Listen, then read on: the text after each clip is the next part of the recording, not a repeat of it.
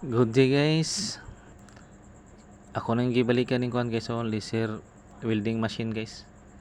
Kaya nangabot na ilang parts guys. Wala mo siya ni gana to agi guys. Kaya ako lang siyang gikarga hagpriyon guys. Wala mo siya karga pug karga pug balik ani guys kaya nawala ang gamay lang na nabilis priyon guys.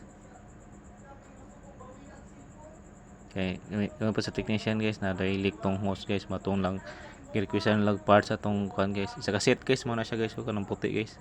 Bag-o na siya guys. Mahal king kantidad na guys, 100,000 na nga parts guys. Yan dali guys. Ako na siyang gipang test guys, okay nang bugdaw na guys. Sa ilahan na lang guys, patistingan na lang welding guys. Kasi lara may kabalo mo operate na guys.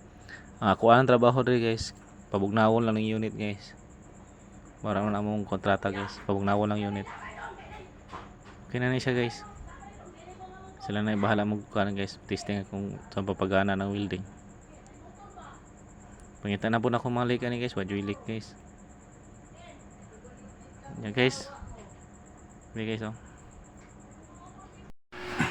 Okay na ni siya. O dito makita leak jud. Dari wa may leak dire. Dari pod. Dito sa gawas wala yung mga leak. Wala yung nag-oil.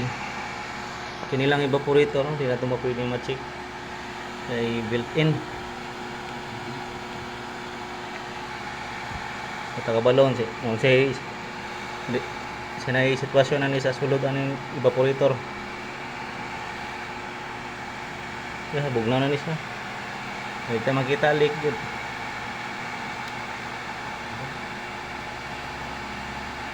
Kana guys, mo na siya nga parts guys oh. Pamputi mo na bago guys. Mahal kaya na guys. 100,000. China pa na lagi order guys. Muna ilang defective guys oh. Sa kaset yun na siya guys, apil tong hose guys. Orderan dyan nila na guys para magana na ilang machine guys. Sila na may bahala na guys kay programmable maguning machine guys. Kailangan din mo siya i-program guys, computer. Amo lang din mapabugnaw lang ng unit. Sila na bahala na guys sa nila pagana ng laser guys. Kay paagi pa mag computer guys.